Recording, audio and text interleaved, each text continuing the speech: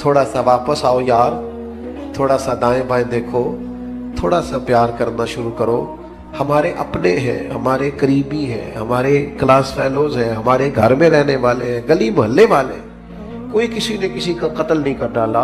हमारे सीनों में बिला बजा के बोझ है यार, हमारे मुफ्त के झगड़े हैं, हमारी बदगुमानियां इतनी ज्यादा हो गई है कि कुछ लोगों के पास बैठे तो लगता है कोई बंदा अच्छा रहा ही नहीं यार, जमाने में कोई खैर ही नहीं रही। वो मखलूक जिसके बारे में रब कहता है लक़द खलक़नल इंसान फी अहसन तक़वीम, और वो उम्मत जिसके बारे में रब फरमाता है कुंतुम खैरा उम्मतिन, इतने बड़े एजाज वाले लोगों के शिकवे और फिर सहीउल अकीदा लोगों के शिकवे। वो मेरे भाई थोड़ा सा तो गुंजाइश पैदा करें। दो ही बंदे ठीक है, एक मैं ठीक हूं, एक जो हाथ बांध के मेरी हाँ में हाँ मिलाता है वो ठीक है, और तीसरा भी ठीक होता है भाई। थोड़ी तीसरी की भी सुने, अपनी तबीयत से बोझ उतारे, अपने गुमान को अच्छा करें। आपको पता है डिप्रेशन और टेंशन सबसे ज्यादा कब होती है? और ये मर्ज गरीबों का नहीं, अमीरों का है ज्यादातर। पाकिस्तान में बढ़ता जा रहा है। अपना ही बोझ माज़अल्लाह लोग उठा नहीं पाते और खुदकुशी करते हैं। ये जान तेरी नहीं है, ये अल्लाह की अमानत है। ये तू अपनी मर्जी से ना दुनिया में आया है ना अपनी मर्जी से जा सकता है। अपनी मर्जी से मरेगा तो खुदकुशी हराम है, और अगर उनकी मर्जी से जाएगा तो शहादत है, फिर दरजात की बुलंदी है। हम कमजोर पड़ते जा रहे हैं। क्यों ज्यादा होती है डिप्रेशन, टेंशन? आपको अर्ज करूं, हम बदगुमानियां बड़ी फैलाते हैं, हमें लोग अच्छे नहीं लगते, हमारी राय मुस्बत नहीं रहती। हमें अपनी मर्जी के हिसाब से लोगों को तरतीब देना है, अपनी आंख से लोगों को देखना है, अपना जाविया निगाह है, अपने दायरों में बंद है। ओ भाई हम देखो ना, मियां बीवी, अगर घर के अंदर मियां बीवी का इत्तेफाक ना हो तो घर में सारी सहूलियात भी हो तो गुजारा करना मुश्किल है। लेकिन ये बदगुमानियां कौन पैदा करता है? अपने करीबी लोग पैदा करते हैं। देखो मुंडा थके आया, पानी नहीं सु देता उन्होंने, भाई इतनी सी बात है, आपने हल्की सी बात ही की थी, बिल्कुल कोई सख्त बात नहीं। लेकिन वो खामद तो सोचने लग जाता है वाकई बात तो ठीक है, इसने तो पानी नहीं पूछा। आप चले गए अपने कमरे में, आपका वो सारी रात उन्होंने लड़ लड़ के झगड़ा कर करके गुजार दी। और मियाँ बीवी के झगड़े का सबसे ज्यादा नुकसान उनकी औलाद को उठाना पड़ता है। मैंने तड़पते बच्चे देखे हैं कि अब्बा लड़ता है, रोती बेटियां देखी हैं कि जवान बच्चियों के होते हुए भी बाप अपनी बीवी के मुंह पे थप्पड़ मारता है। क्यों होता है? बदगुमानियों को उरूज है, गलत फहमियां पाल के जमा लेते। अच्छा गुमान, अच्छी सोच, और वो आपके तज़किया नफ्स की सोच को मजबूत करेगी। मुस्लिम शरीफ में लफ्ज है, हुजूर ने फरमाया अच्छा सोचा करो, अच्छा सोचना भी इबादत है। तुम गुमान अच्छा रखो, अच्छा गुमान। आप देखें नबी पाक अलैहिस्सलाम का तरीका क्या है सोचने का। 10 दिन नबी पाक ने ताइफ में क़याम किया। यहां 2 मिनट कोई शख्स किसी से जरा टकराए तो फिर उसका लहजा देखें, आप देखने वाला होगा। 10 दिन हुजूर ने क़याम किया है और उनको तबलीग की है और जवाब में पत्थर खाए। और जब करीम वापस आए हैं, हमारे यहां भी लोग माफ करते हैं, पर माफ वो करता है जिसमें बदला लेने की ताकत नहीं होती। वो कहता है मैंने अल्लाह पे छोड़ दिया। और जिसके पास ताकत होती है वो फिर ईंट का जवाब पत्थर से देता है। जब वापस आए, 7 गुलाम ने अर्ज की या रसूलल्लाह इन्होंने तो हद कर दी। अरब की जो रिवायती मेहमान नवाजी थी वो भी नहीं की, जो मिजाज था इखलाकियात का वो भी भूल गए। दीन कबूल करना, करे दुआ ये तबाह हो जाए। ये मैं तकरीर कर रहा हूं, आप सुन रहे हैं, लेकिन एक हिम्मत करो ना, अपनी जाती दुश्मन के लिए एक दुआ करके तो देखो भला। एक हिम्मत करे ना, ये कई दफा सुना है ना हुजूर दुश्मनों की हिदायत की दुआ करते, तो एक हिम्मत करे ना किसी एक जाती दुश्मन के लिए, जो जात का दुश्मन है, नजरिए का नहीं, उसके लिए करके देखो ना एक दुआ भला। ये हिम्मत करो, ये भी तो हुजूर का तरीका है ना। लेकिन मुझे बड़े अफसोस से कहना पड़ता है, हमने सुन्नतें भी 4-5 मोटी मोटी याद की है। दाढ़ी अजीम सुन्नत है, पगड़ी अजीम सुन्नत है, मिसवाक अजीम सुन्नत है, लेकिन मेरे भाई सच बोलना भी तो सुन्नत है ना, दिल साफ रखना भी तो सुन्नत है ना, गैरों के लिए दुआ मांगना भी तो सुन्नत है ना। किसी के हक में नरम रहना भी तो हुजूर की सुन्नत है ना, खैर खाई भी तो नबी पाक की सुन्नत है। इन पर तवज्जो कब होगी? आप गौर करें, अर्ज की या रसूलल्लाह दुआ करे तबाह हो जाए तो हुजूर ने हाथ उठाए, कहा ऐ अल्लाह इन्हें हिदायत दे दे, इन्हें पता ही नहीं ये क्या कर रहे हैं। जिस तरह बंदा बच्चों के बारे में ज़हन नहीं बनाता कि अभी बच्चा इसे पता ही नहीं, अल्लाह हिदायत दे दे। तो गुलाम ने अर्ज की हुजूर एक बंदे ने भी बात नहीं मानी और आप दुआएं मांग रहे हैं, तो ये मेरे महबूब का गुमान है, ये हुजूर की सोच है, ये नबी पाक ने मुस्बत रवैयों को फरोग दिया है सोसाइटी में। करीम फरमाने लगे ये नहीं ना मानते तो मैं फिर भी इनकी हलाकत की दुआ नहीं करूंगा, इसलिए कि अगर ये नहीं मानते तो मुझे उम्मीद है इनकी आने वाली नस्लें मान जाएंगी। इनकी नस्लों के बारे में खुशगुमानी, इनकी नस्लों के बारे में। हमने तो अपने बच्चे मायूस कर दिए, और तेरा कुछ नहीं हो सकता, तेरे वर्गे बंदे नहीं कामयाब हो सकते। किसको कह रहे हो? अपने बेटे को, अपने शागिर्द को, अपने अकीदतमंद को, अपनों को कह रहे हो। वो मेरे पास एक बुजुर्ग अपने बच्चे को दम कराने लाए तो उन्होंने इतनी लंबी लिस्ट शिकायतों की खोल दी। कहने लगे जी 4 बच्चे हैं, ये जिद्दी भी बड़ा है, निकम्मा भी बड़ा है, नलायक भी बड़ा है, बात भी कोई नहीं सुनता, सारे घर में रट्टा ही इसका है। तो मैंने बड़े अदब से उन्हें अर्ज किया कि आज के बाद आपने इसके सामने नहीं कहना, आप इसे पक्का कर रहे हैं बेचारे को, ये कट जाएगा अपनी फैमिली से, कभी ऐसा काम ना करें आप अपने बच्चों की तरबियत करें तो गैर मासूस तरीके से, अगर आपको उसमें कोई कोताही नजर आए तो इस तरह करके उसकी तरबियत करें कि उसे महसूस ही ना हो मुझे ट्रेन किया जा रहा है। लेकिन हम क्या कर रहे हैं? देखे ना, हुजूर अलैहिस्सलाम हमारी जानों के मालिक है। महबूब किसी का नाम लेके अगर नसीहत करते तो वो वारी सदके जाता, लेकिन करीम को कभी किसी की शिकायत मिलती तो हुजूर मुतलक बात करते। फरमाया लोगों को क्या हो गया है, लोगों को क्या हो गया है, लोगों ने अब यूं करना शुरू कर दिया। वो दोस्तों, रब की मखलूक के बारे में अच्छा गुमान, अच्छी सोचें, ये पता चलेगा कि आप तज़किया नफ्स की तरफ जा रहे हैं, तहारत नसीब हो रही है। मैंने अपनी जिंदगी में अक्सर लोगों को देखा है कि उन्होंने अगर चाहा है तो बहुत सारे लोगों के हक में राय आमा हमवार कर दी है।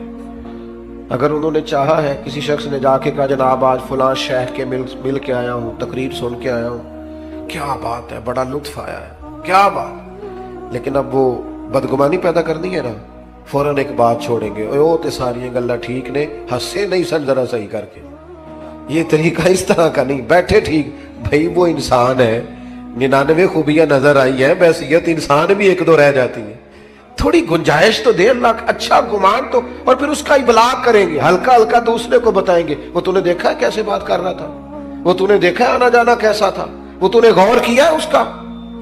वो मैं, जैसा कि मैंने अर्ज किया है, 6-6, 7-7 जगहों पे जाने का मौका मिलता है। अब मुझे कोई शख्स रोक रहा है अगर बाहर के आप रुके, तो जहां आगे पहुंचना है वो ये तो पूछ ही नहीं रहा कि आप निकले हैं कि नहीं निकले, वो कह रहे हैं पहुंचे कितने हो। अच्छा, वो ये भी कह रहे हैं पहुंचे कहां, और बुला के चाहे बिठा दे, उस वक्त इतना मुश्किल किया होता है, पहुंचे नहीं आप, लेट हो गए, परेशान है, और फिर हर 10 मिनट के बाद कहते हैं बिला ताखीर, हर 10 मिनट के बाद कहते हैं, रात 1 भी बज जाए तो नकीबे महफिल ने यही कहना बिला ताखीर, क्योंकि उस बेचारे रट्टा यही लगाया हुआ, इल्ला माशाल्लाह। तो अब वो मैं जा रहा हूँ, लोग मिलना चाह रहे हैं, मैं बड़ी तकलीफ बाज़-औक़ात महसूस करता हूँ कि यार इन लोगों से मिल लेता, लेकिन वो देखने वाला अच्छा गुमान करना उसके लिए मुश्किल हो जाता है कि यार ये खड़ा क्यों नहीं हुआ, इसे रुकना चाहिए था। लेकिन वो इस मुश्किल को नहीं समझता कि जनाब किस तरह अच्छा गुमान जब आप सोसाइटी में करते हैं फिर उसका इबलाग भी होता है। हजरत बिशर हाफी रहमतुल्लाह अलैह बगदाद की जामा मस्जिद में जुमा पढ़ते थे, कोई उन्होंने दुनियादारी नहीं बनाई थी। जिस आदमी ने जूते ना खरीदे हो पहनने के लिए, उसका किसी से क्या रट्टा होगा, लेकिन मखलूक तो फनकार है इस दर्जा के पल भर में, संगे दरे काबा से भी असनाम तराशे, तुम कौन हो क्या चीज है दागे कबाबी। लोगों ने तो मरियम पे भी इल्जाम तराशा, लोग बाज आते हैं कुछ शिकवा करने से, जिस बंदे का कोई रट्टा नहीं किसी से, उन पर भी इल्जाम लगा दिया, शिकवा शुरू हो गया, बदगुमानी। क्या हुआ जी, एक ताजर कहने लगा जी बाबा सिर्फ जुमे वाले दिन फर्ज ही पढ़ता है, बाकी नमाज ही नहीं पढ़ता मस्जिद में। ये मस्जिद के इमाम पर बाद लोग बड़ी सख्ती करते हैं, कहते असर की पहली 4 सुनते नहीं पढ़ता। तो मैंने कहा जरूरी होती तो अल्लाह रसूल फर्ज करते, आप क्यों कर रहे हैं? जिस चीज को अल्लाह रसूल ने जरूरी करार नहीं दिया आप क्यों दे रहे हैं? کہا جناب حضرت بشر آپ ہی صرف فرض جماعت سے پڑھتے ہیں، اور اس نے یہ بات کئی لوگوں سے کی، دیکھو یار یہ درویش بنے پھرتے ہیں، بڑے پیر ہیں، اور یہ صرف فرض پڑھ کے نکل جاتے ہیں مسجد سے۔ بہت سارے لوگوں نے سمجھایا کہ یار تمہیں ایسا نہیں کرنا چاہیے۔ بالآخر ایک دن ایک صاحب نے کہا یار تو پتہ ہی کر لے کدھر جاتے ہیں۔ حضرت نے مسجد میں باجماعت نماز جمعے کی ادا کی، مسجد سے باہر نکلے اور پھر دوڑ کے، اب وہ پیچھے چھپتا چھپاتا تجسس کر رہا ہے، ڈھونڈ رہا ہے کدھر جاتے ہیں۔ حضرت نے جیسے ایک دکان سے نان خریدے تو کہنے لگا مولوی کو بھوک نے ستایا تھا، سنتیں چھوڑ دی اس نے۔ تھوڑا آگے بڑھے تو کباب خریدے، کہنے لگا عمر دیکھو اور زبان کے ذائقہ دیکھو۔ حضرت آگے بڑھے تو جنگل کا راستہ لیا، کہنے لگا یہ لوگوں سے چھپ کے کھائے گا۔ کہتا ہے چند قدم میں آگے بڑھا تو ایک کچے مکان کا دروازہ کھٹکھٹایا، اور پھر حضرت نے اس کو کھولا، پہلے بجایا کہ میں آ گیا ہوں، پھر اسے کھولا، اور جیسے ہی میری نظر پڑی تو سامنے ایک معذور فالج زدہ آدمی بیٹھا ہے۔ شیخ دوڑ کے گئے، مٹکے سے پانی پیالے میں ڈال کے پہلے اس کا منہ دھویا، پھر اسے سیدھا کر کے بٹھایا، اور پھر لقمہ توڑ کے اس کے منہ میں رکھا، اور ساتھ ہی کہنے لگے معاف کر دینا، جمعے کا دن تھا، لیٹ ہو گیا ہوں، ابھی تو میں نے سنتیں بھی پڑھ لی، ابھی تو میری بقیہ نماز رہتی ہے۔ وہ شخص کہتا ہے میں کبھی نہیں رویا تھا، پر میں دروازے پہ کھڑا تڑپ رہا تھا۔ یار یہ ذوق ہم نے انسان، یا ایھا الذین آمنوا اجتنبوا کثیرا من الظن ان بعض الظن اثم، ایمان والو بہت سی گمانوں سے بچا کرو، بعض گمان بھی گناہ۔ میں نے سوچا ہی نہیں جو آدمی اتنا بڑا، جو کام بڑا تھا، میں اسے کیا سمجھتا تھا۔ کہتے شیخ ابھی کھانا کھلا ہی رہے تھے، میرے آنسو چمک ہی رہے تھے کہ وہ بوڑھے اور بیمار نے جو اگلا جملہ کہا تو پھر میری چیخ نکلی اور حضرت کو پتا چلا کہ میں موجود ہوں۔ وہ بیمار بزرگ کہنے لگے شیخ آپ کتنے کو سال آئیں گے؟ 14 سال ہو گئے آپ روز آتے ہیں، مجھے تو میرے اپنے بھی چھوڑ گئے، ہر روز آتے ہو، 2 وقت روٹی دیتے ہو، لباس بدلتے ہو، نہلاتے ہو۔ تو کہتے ہیں شیخ نے ان کے آنسو اپنے ہاتھوں سے پونچھے، ایک باری میریاں اکھیاں جو اونا نے اتھرو پونجے سن، ان تے چسکا پہ گیا رونے دا تے ہر ویلے آ ہوزاری دا۔ کہتے انہوں نے آنسو پوچھے اپنے ہاتھوں سے، اور پھر دوسرا لقمہ دے کے کہنے لگے آپ کو پتہ ہے سارا شہر میری عزت کرتا ہے، لوگوں کا خیال ہے شاید میں نفل زیادہ پڑھتا ہوں، صدقات زیادہ کرتا ہوں، وہ تو میں آپ کی خدمت کرتا ہوں تو اللہ نے مخلوق کے دلوں میں میری محبت پیدا کر دی۔ آپ خوش گمان کیوں نہیں ہوتے؟ اچھی رائے قائم کیوں نہیں کرتے؟ رویوں کو مثبت کیوں نہیں کرتے؟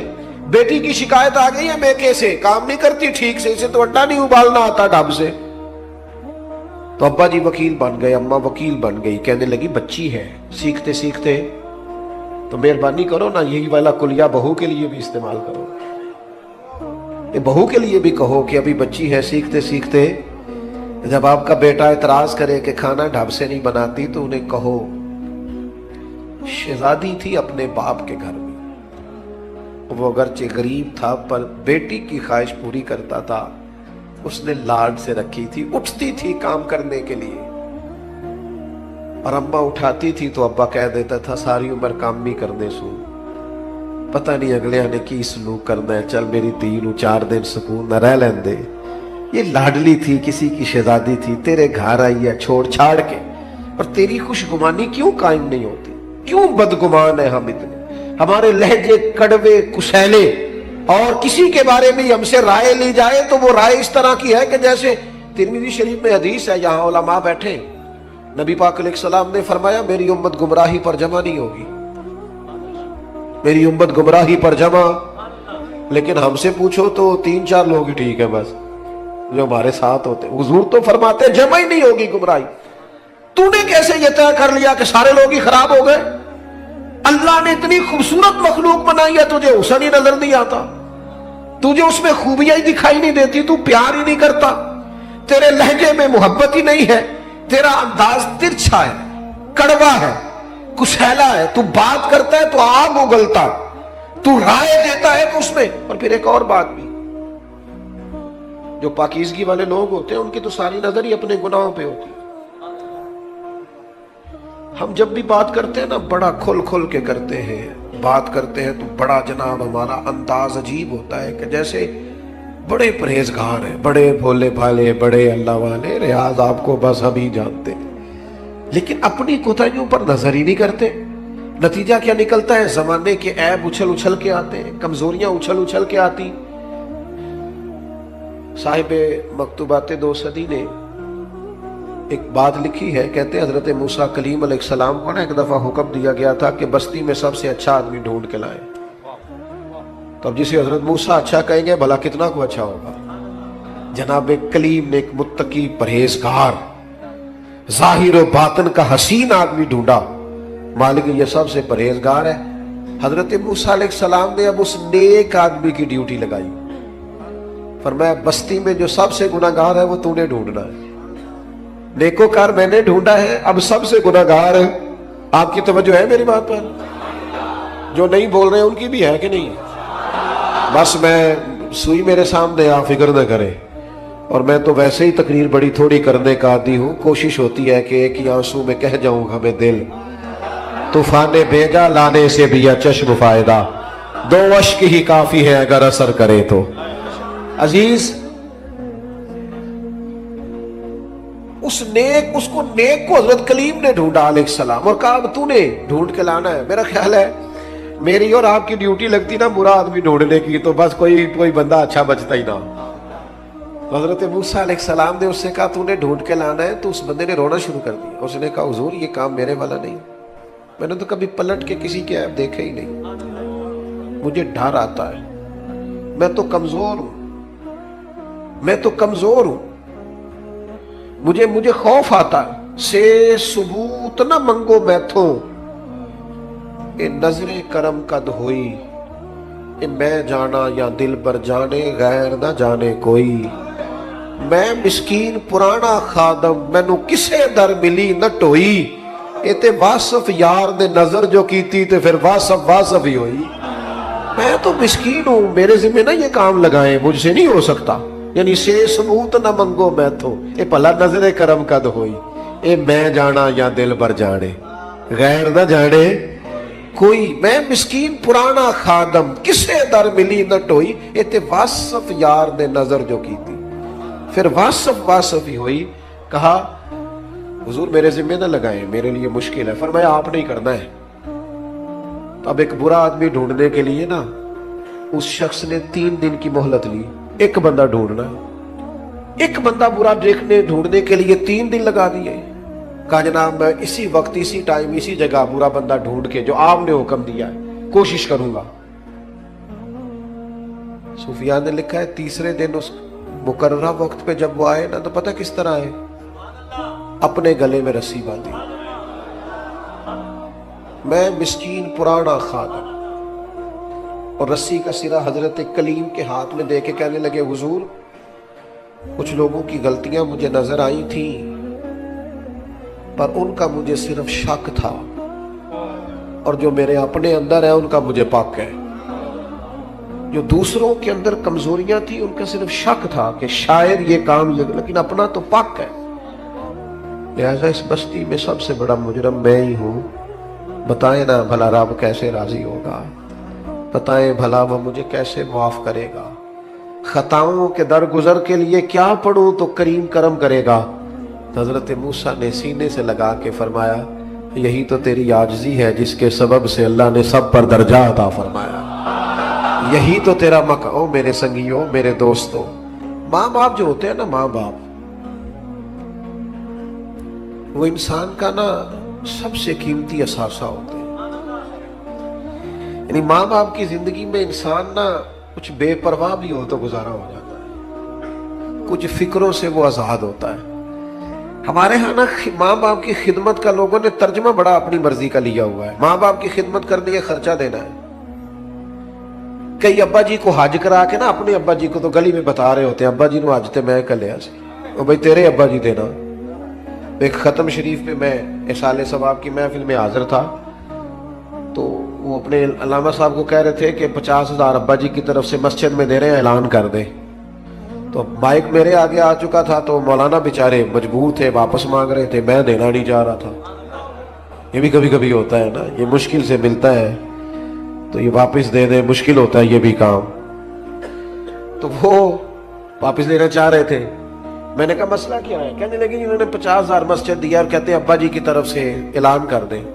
تو میں کہ انہوں نے پوچھو ابا جی جو انہوں نے دے گئے نے انہوں نے بھی اعلان کرایا کہ نہیں دے گئے, ان سے پوچھو وہ ساری دکانیں پلاٹ پلازے ابا نے اعلان کرائے کہ فری میں دیے.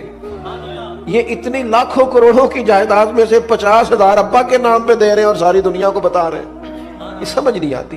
بچے سمجھتے ہیں کہ خرچہ دینا ہی ماں باپ کی خدمت ہے. ماں باپ کی اصل خدمت انہیں ٹائم دینا ہے, ان کے پاس بیٹھنا ہے, ان سے مشورہ کرنا ہے. آنکھیں پتھر کی ہو جاتی ہیں ماں کی دروازہ دیکھ دیکھ کہ تو کب آئے گا. اونا جی آپ ذرا آپ سرد خانے میں رکھ دے ابا جی کو, میں 3 دن کی بس آپ رکھیں, مجھے فلائٹ مل گئی ہے. تو پہلے کیوں نہیں ملی؟ وہ تو پوچھتا پھرتا تھا لوگوں سے کہ بتاؤ کہ برطانیہ کی ٹکٹ کتنے کی ہے. اس وقت تو کیوں نہیں؟ والدین کو دوستوں کو فون کرتے ہو نا, آج روٹی نہ کھانا باہر کھائیں گے, تو کر ایک فون ابا جی کو بھی, ابا جی میرے آنے تک روٹی نہ کھانا.